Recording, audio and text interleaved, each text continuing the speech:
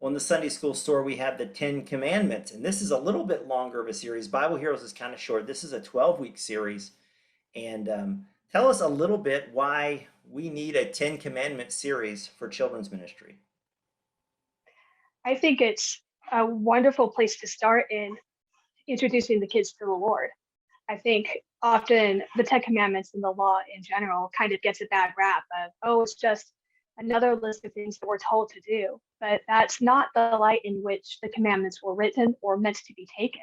The commandments are all about relationship. It's about our relationship with God and our relationship with other people. And when we follow these rules, these commandments, we are able to have good and healthy relationships with our Savior and with others around us.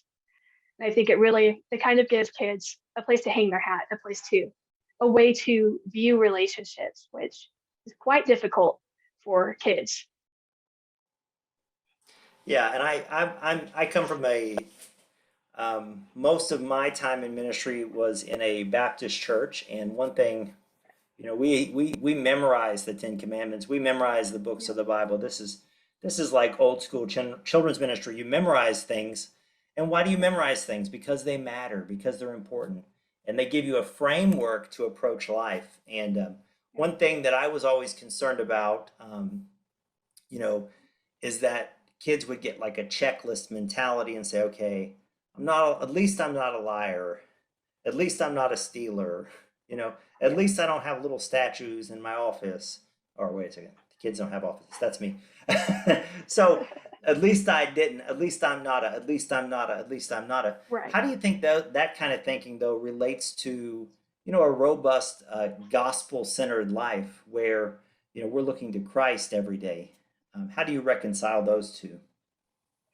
Jesus, I think, very clearly took the commandments, specifically the Ten Commandments, and carried them out to their true purpose. And the true purpose, the greatest law, is love the Lord your God with all your heart, all your soul, and all your mind and all your strength. And the second is like this: love your neighbor as yourself. And that's just a summation of the Ten Commandments. So the whole purpose of learning these is so we can honor God. And Jesus hasn't done away with this. He wants us to use them as a way to get along with others. Does that make sense?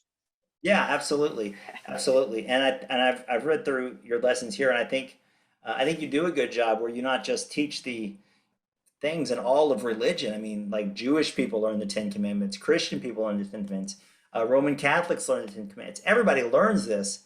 I think what's unique in evangelicals is we say, yes, this is great. This is a framework for life, but also it's pointing us to Christ because, and you go into this more in depth in the lesson, is everything, everything God expects from us was fulfilled in Jesus's sacrifice. So it's a lot of our Lutheran friends are like all over this because that's what they wake up in the morning and say, law and gospel, law and gospel, you know. Right. But Baptist, we're new to the idea. We came to the Reformation a little late, so. Yeah.